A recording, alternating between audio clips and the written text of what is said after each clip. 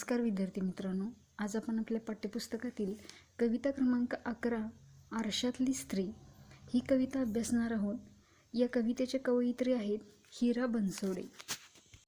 आपण त्यांचा परिचय पाहूयात. सुप्रसिद्ध कवयित्री, फुले आंबेडकरी साहित्य चळवळीतील पहिल्या पिढीच्या महत्त्वाच्या कवयित्री, अस्मितादर्श, निकाय, सुगावा, युगवाणी, समुचित इत्यादी नियतकालिकातून सातत्याने काव्यलेखन. आपल्या काव्यलेखनातून आणि काव्यवाचनातून आंबेडकरांची विचारधारा महाराष्ट्राच्या कानाकोपऱ्यात प्रवाही करण्यात हिरा बनसोडे यांची कविता अग्रणी ठरली. त्यांचे पौर्णिमा, फिनिक्स व फिर्याद हे काव्यसंग्रह प्रसिद्ध आहेत. प्रस्थापित समाजव्यवस्थेच्या विरोधात बंड करणारी, व्यवस्थेला जाब विचारून न्याय हक्काची अधिकाराची भाषा उच्चारणारी कविता त्यांनी मुख्यतः लिहिली. समताधिष्ठित समाजरचनेला जन्म देणारी दलित स्त्री ही त्यांची नायिका आहे. तिचे भावविश्व त्यांच्या कवितेच्या केंद्रस्थानी असल्याने त्यांची कविता सामाजिक वास्तव तसेच सामाजिक सांस्कृतिक परिवर्तनेही आपल्या कवितेत घेते. डॉटर्स ऑफ महाराष्ट्र या ग्रंथात हिरा बनसोडे यांचा समावेश करण्यात आलेला आहे. त्यांच्या कवितांचे गुजराती, इंग्रजी, फ्रेंच भाषेत अनुवाद झालेले आहेत.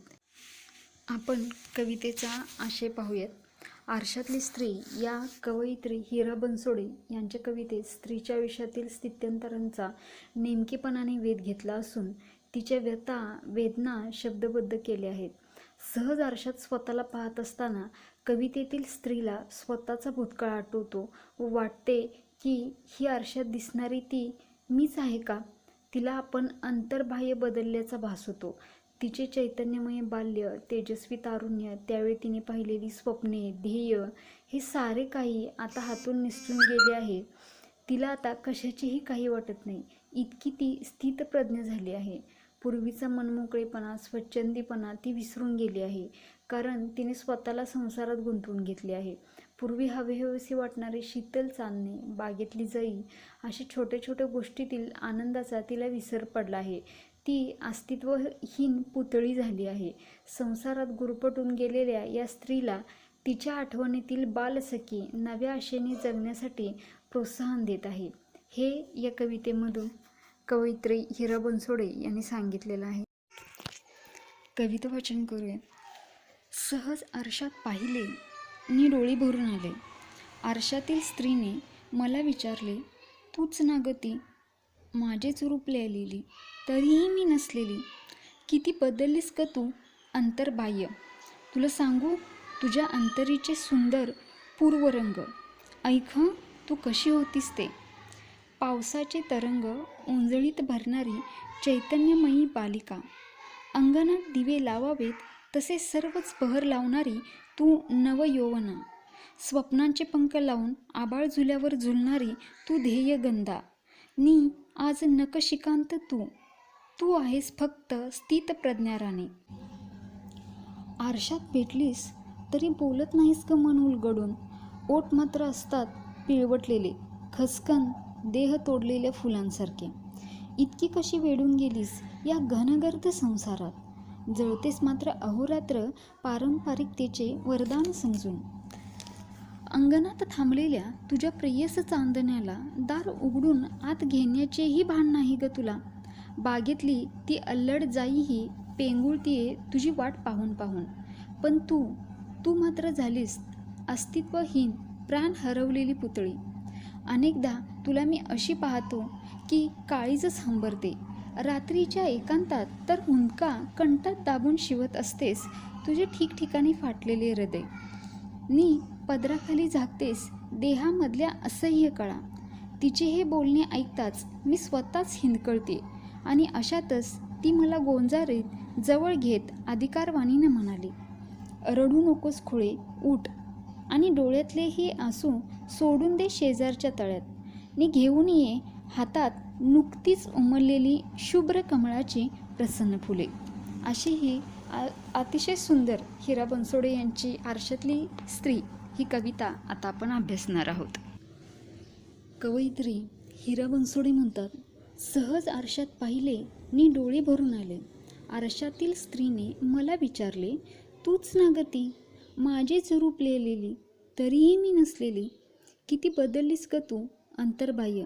तुला सांगू तुझ्या अंतरीचे सुंदर पूर्वरंग. ऐक तू कशी होतीस ते.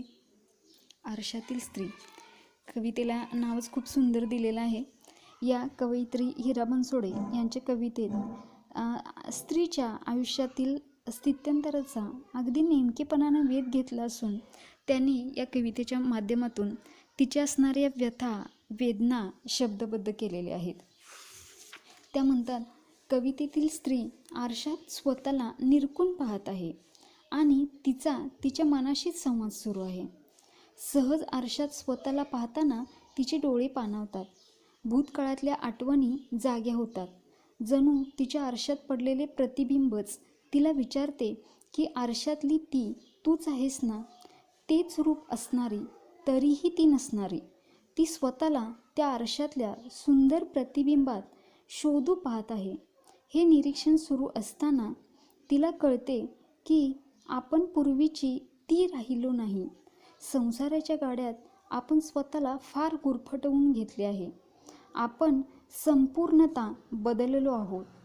अशा विचारात असताना आरशातील तिची प्रतिमा तिला तिच्या मनातील सुंदर भाव उलगडून दाखवू पाहते. ती आधी कशी होते ते सांगू पाहते. तिच्या अगोदरच्या असणाऱ्या अस्तित्वाची जाणीव कवयित्रीने ह्या ठिकाणी करून दिलेली आहे. पुढे ते म्हणतात, पावसाचे तरंग ओंजळीत भरणारी चैतन्यमयी बालिका, अंगणात दिवे लावावेत तसे सर्वच पहर लावणारी तू नवयौवना, स्वप्नांचे पंख लावून आबाळ झुल्यावर झुलणारी तू ध्येयगंधा, नी आज नखशिखांत तू आहेस फक्त स्थितप्रज्ञा राणी. पावसाच्या सरी ओंजळीत झेलणाऱ्या त्या छोट्या बालिकेचे बालपण खूपच मनमोहक होते. तिच्यातील उत्साह व चैतन्य अवर्णनीय होते. तिने जेव्हा तारुण्यावस्थेत पाऊल टाकले तेव्हा अंगणात दिवे लावावे असे तिचे यौवन कणाकणाने बहरले. तिने मनाशी उच्च ध्येय ठरवली होती. उज्ज्वल भविष्याची स्वप्ने पाहिली होती. ती स्वप्ने तिला साकार करायची होती. त्यासाठी ती जिद्दीने प्रयत्न करणार होती. पण तिला ते शक्य झालं नाही, कारण ती तिच्या संसारात व्यस्त झाली. भूतकाळातील या स्वप्नांविषयी, आशा आकांक्षांविषयी आता तिला काहीच वाटेनासे झाले आहे. आता ती फक्त एक स्थितप्रज्ञ राणीच्या रूपात वावरत आहे. संसाराच्या जबाबदाऱ्या निमूटपणे पार पाडत आहे. इतका बदल तिच्यात कधी झाला हे तिलाही कळले नाही, असा आशय ह्या काव्यपंक्तीतून व्यक्त होतो. संसारात अडकून पडलेल्या स्त्रीच्या भूतकाळातील स्थितीचे व बदलत गेलेल्या रूपाचे वर्णन कवयित्री येथे करतायत. आरशात भेटलीस तरी बोलत नाहीस ग मन उलगडून. ओठ मात्र असतात पिळवटलेले, खसकन देह तोडलेल्या फुलासारखे. इतकी कशी वेढून गेलीस या घनगर्द संसारात. जळतेस मात्र अहोरात्र पारंपरिकतेचे वरदान समजून. कवितेतील स्त्रीला तिचे खरे रूप असलेली भूतकाळातील प्रतिमा भेटली, पण तरीही तिने तिचे मन त्या प्रतिमेसमोर मोकळे केले नाही. बोलण्यासारखे खूप काही आहे, अगदी ओठावर येऊन थांबले आहे, पण तिचे ओठ कुठल्याशा बंधनाने पिळवटलेले आहेत, कोमेजून गेले आहेत. त्यांच्यातला जीवनरस सुकून गेला आहे. ती तिच्या कुटुंबासाठी रात्र दिवस झिजत आहे. पारंपरिक विचारसरणीनुसार स्त्रीत्वाच्या सर्व संकल्पनांना वरदान समजून ती तिच्या जबाबदाऱ्या, कर्तव्ये पार पाडत आहे. ज्योतीसारखी इतरांसाठी स्वतःचा देह जाळत आहे. थोडक्यात तिने स्वतःला संसारात इतके गुंतवून घेतले आहे की पारंपरिकपणे जगण्याच्या हट्टापायी ती दिवसरात्र कष्ट सोसत आहे. हा आशय कवयित्रीने या काव्यपंक्तीतून सांगितलेला आहे. पिळवटलेले ओठ, घनगर्द संसार अशा अर्थपूर्ण शब्दसमूहातून कवयित्री या सांसारिक स्त्रीचे रूप रेखाटते. आपण आणखीन एकदा कवितेचा आशय सुरुवातीपासून पाहूया. कवितेतील स्त्री आरशात स्वतःला निरखून पाहत आहे आणि तिच्या मनाशी संवाद सुरू आहे. सहज आरशात स्वतःला पाहताना तिचे डोळे पाणावतात. भूतकाळातल्या आठवणी जाग्या होतात. जणू तिच्या आरशात पडलेले प्रतिबिंबच तिला विचारते की आरशातली ती तूच आहेस ना, तेच रूप असणारी, तरीही ती नसणारी. ती स्वतःला त्या आरशातल्या सुंदर प्रतिबिंबात शोधू पाहत आहे. हे निरीक्षण सुरू असताना तिला कळते की आपण पूर्वीची ती राहिलो नाही. संसाराच्या गाड्यात आपण स्वतःला फार गुरफटवून घेतले आहे. आपण संपूर्णतः बदललो आहोत. अशा विचारात असताना आरशातील तिची प्रतिमा तिला तिच्या मनातील पूर्वीचे सुंदर भाव उलगडवून दाखवू पाहते. ती आधी कशी होती ते सांगू पाहते. पावसाच्या सरी उंजळीत झेलणाऱ्या त्या छोट्या बालिकेचे बालपण खूपच मनमोहक होते. तिच्यातील उत्साह व चैतन्य अवर्णनीय होते. तिने जेव्हा तारुण्यावस्थेत पाऊल टाकले तेव्हा अंगणात दिवे लावावेत असे तिचे यौवन कणाकणाने बहरले. तिने मनाशी उच्च ध्येय ठरवली होती. उज्ज्वल भविष्याची स्वप्ने पाहिली होती. ती स्वप्ने तिला साकार करायची होती. त्यासाठी ती जिद्दीने प्रयत्न करणार होती. पण तिला ते शक्य झालं नाही, कारण ती तिच्या संसारात व्यस्त झाली. भूतकाळातील या स्वप्नाविषयी, आशा आकांक्षाविषयी आता तिला काहीच वाटेनासे झाले आहे. आता ती फक्त एक स्थितप्रज्ञ राणीच्या रूपात वावरत आहे. संसाराच्या जबाबदाऱ्या निमूटपणे पार पाडत आहे. इतका बदल तिच्यात कधी झाला हे तिलाही कळले नाही. संसारात गुरफटून गेलेल्या या स्त्रीला तिचेच प्रतिबिंब तिच्या अस्तित्वाची, तिच्या पूर्वायुष्याची जाणीव करून देत आहे. अशी अनोखी कल्पना कवयित्री हिरा बनसोडे या ठिकाणी व्यक्त करत आहेत. आपल्या आयुष्यातील दुःखाचा काळोख स्त्री स्वतःच दूर करू शकते. त्यासाठी आनंदाचा प्रकाश स्वतःच्या आयुष्यात आणण्याचा प्रयत्न करणे गरजेचे आहे, असा संदेश या कवितेतून मिळतो. अंगणात थांबलेल्या तुझ्या प्रेयस चांदण्याला दार उघडून आत घेण्याचेही भान नाही ग तुला. बागेतली ती अल्लड जाईही पेंगुळतीये तुझी वाट पाहून पाहून. पण तू मात्र झालीस अस्तित्वहीन, प्राण हरवलेली पुतळी. कवयित्री म्हणतात, पूर्वी तिला हवे हवे असे वाटणारे, अतिप्रिय असणारे शीतल चांदणे आता तिचे लक्ष वेधून घेत नाही. कारण तिचे सारे लक्ष तिच्या संसाराकडे, कुटुंबाकडे केंद्रित झाले आहे. ते चांदणे जणू तिच्या दारात, अंगणात तिची वाट पाहत थांबले आहे. पण तिला तो हवा हवासा चंद्रप्रकाशही घरात घ्यायचे भान राहिले नाही. हा चंद्रप्रकाश अनुभवण्या इतका वेळ तिच्याजवळ नाही. बागेतील सुवासिक जाईही तिचे लक्ष वेधू शकत नाही. जणू तीही वाट पाहण्याचा कंटाळा येऊन पेंगत आहे. अवतीभोवतीचे सुंदर चैतन्यमय वातावरण तिला खुणावू पाहत आहे.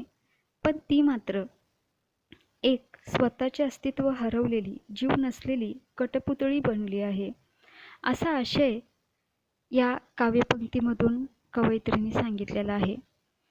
आणि आज जर खरंच आम्ही स्त्रीचं रूप बघितलं, आमच्या घरातील आमची आई असू दे, बहीण असू दे, काकी असू दे, तर आम्हाला आमच्या घरातल्या स्त्रिया अशाच पद्धतीनं पाहायला मिळतात. त्यांना स्वतःचं अस्तित्व, आपल्या कुटुंबा आणि संसार याच्यामध्ये इतकं गुंतवून ठेवलेलं असतं की त्यापुढे जाऊन स्वतःचं काही अस्तित्व आहे, आपलं दुसरं काही जग आहे, आपल्या काहीतरी भावना आहेत, आपले काहीतरी विचार आहेत, आपल्याला दुसरं अजून काहीतरी करायचं आहे, ह्या गोष्टी त्या पूर्णपणे विसरून गेलेल्या असतात. पूर्वीच्या हव्याशा असणाऱ्या सगळ्या गोष्टी तिच्या जवळच आहेत, पण तिचं लक्ष मात्र त्यांच्याकडं अजिबात नाही. ती मात्र गुरफटली गेलेली आहे संसाराकडं, कुटुंबाकडं. त्याच्या पुढं जाऊन तिने स्वतःचं विश्व तिथंच थांबवून ठेवलेलं आहे. म्हणून कवयित्रीने आरशातील स्त्रीच्या माध्यमातून तिला तिच्या अस्तित्वाची छान पद्धतीनं जाणीव करून देण्याचा प्रयत्न केलेला आहे. पुढं कवयित्री म्हणतात, अनेकदा तुला मी अशी पाहते की काळजी सांभरते. रात्रीच्या एकांतात तर हुंदका कंठात दाबून शिवत असतेस तुझे ठिकठिकाणी फाटलेले हृदय. मी पदराखाली झाकतेस देहामधल्या असह्य कळा. तिचे हे बोलणे ऐकताच मी स्वतःच हिंकळते. आरशातील स्त्री प्रतिमा आरशाबाहेरील स्त्रीला अनेकदा सत्व हरवलेल्या रूपात पाहते. तेव्हा तिचे काळीज हलते, हृदय गलबलून येते. रात्रीच्या काळोख्या एकांतात ही आरशाबाहेरील स्त्री आपले हुंदके आवरत, आपल्या व्यथा वेदनांना दाबत अश्रू गाळत बसलेली असते. तिचे अपमानित झालेले, दुःखाने विदीर्ण झालेले हृदय ती एकटीच स्वतःजवळ मोकळे करत असते. स्वतःला होणारा त्रास, वेदना ती आतल्या आत दाबत स्थितप्रज्ञतेने आपल्या जबाबदाऱ्या निमूटपणे पार पाडत असते. याचीच जाणीव आरशातील स्त्री त्या आरशाबाहेरील स्त्रीला करून देते. हे स्वतःचे वर्णन ऐकताना आरशाबाहेरील स्त्री अगदी भावनाविवश होऊन जाते. तिचा बांध फुटतो. कवयित्रीने खूप सुंदर शब्दांमध्ये स्त्रियाची असणारी वेदना या ठिकाणी व्यक्त केलेली आहे. पुढे ते म्हणतात, आणि अशातच ती मला गोंजारीत जवळ घेत अधिकारवाणीने म्हणाली, रडू नकोस खुळे, उठ आणि डोळ्यातले हे आसू सोडून दे शेजारच्या तळ्यात, नी घेऊन ये हातात नुकतीच उमललेली शुभ्र कमळाची प्रसन्न फुले. ही कवितेतील स्त्री आपल्या शरीरावरच्या मनातल्या असंख्य वेदनादायी कळा पदराखाली झाकून ठेवत असते. ती कधीही आपले दुःख बोलून दाखवत नाही. उलट आपल्याला होणारा त्रास, वेदना आतल्या दाबत ती स्थित प्रज्ञतेने आपल्या जबाबदाऱ्या निमूटपणे पार पाडत असते. याची जाणीव आरशातील स्त्री तिला करून देते. हे स्वतःचेच वर्णन आरशातील स्त्रीच्या तोंडून ऐकताना आरशाबाहेरील स्त्री भावविवश होते. तिचा बांध फुटतो. तेवढ्यात आरशातील स्त्री तिला प्रेमाने जवळ घेते आणि अधिकारवाणीने सांगते की तू अबला नाहीस, तू रडू नकोस, डोळ्यातले अश्रू शेजारील तळ्यात सोडून ये, म्हणजेच मनात साचलेले दुःख तू सोडून दे आणि तिथे नुकतीच उमललेली चैतन्यमयी कोवळी आनंदाची शुभ्र कमळ फुले घेऊन ये. तुझ्या जीवनात तू आनंद, प्रसन्नता आण. थोडक्यात आपल्या आयुष्यातील दुःखाचा काळोख स्त्री स्वतःच दूर करू शकते. त्यासाठी आनंदाचा प्रकाश स्वतःच्या आयुष्यात आणण्याचा प्रयत्न करणे गरजेचे आहे. असा सुंदर असा संदेश हिरा बनसोडे यांनी या कवितेतून दिलेला. संसारात गुरफटून गेलेल्या या स्त्रीला तिचेच प्रतिबिंब, तिच्या अस्तित्वाची, तिच्या पूर्व आयुष्याची जाणीव करून देत आहे, अशी अनोखी कल्पना कवयित्री हिरा बनसोडे या ठिकाणी व्यक्त करतात. प्रस्तुत असणाऱ्या काव्यपंक्तीतून कवयित्री स्त्रीच्या जगण्याविषयी भाष्य करतात. स्त्री ही या कवितेची नायिका असून तिचे भावविश्व या कवितेच्या केंद्रस्थानी आहे. ही कविता सामाजिक वास्तव्य टिपते. कवितेतील विषय उत्स्फूर्तपणे मांडता येण्यासाठी कवयित्रीने या ठिकाणी मुक्त छंदाचा वापर केलेला आहे. नुकतीच उमललेली शुभ्र कमळाची फुले हे स्त्रीच्या आनंदाचे, प्रसन्नतेचे प्रतीक म्हणून कवितेत वापरलेले आहे. या कवितेची भाषा संवादात्मक असून कवितेतील विषय संवेदनशीलतेने हाताळणारी आहे. आरशाबाहेरील स्त्रीचे काळीज पिळवटून टाकणारे दुःख, तिच्या वेदना व्यक्त करणारी ही कविता वाचताना मनात दुःख, शोक हा स्थायी भाव उत्पन्न होतो व करुण रसाचा अनुभव येतो. स्त्री स्वातंत्र्य या वैश्विक मूल्याचा अप्रत्यक्ष उल्लेख ही कविता करते. विद्यार्थी मित्रांनो, या ठिकाणी ही कविता संपलेली आहे. कविता आणखीन एकदा बारकाईने वाचून घ्यायची आहे आणि त्यावरील असणाऱ्या कृती आपल्या स्वतंत्र वहीमध्ये लिहायच्या आहेत. धन्यवाद.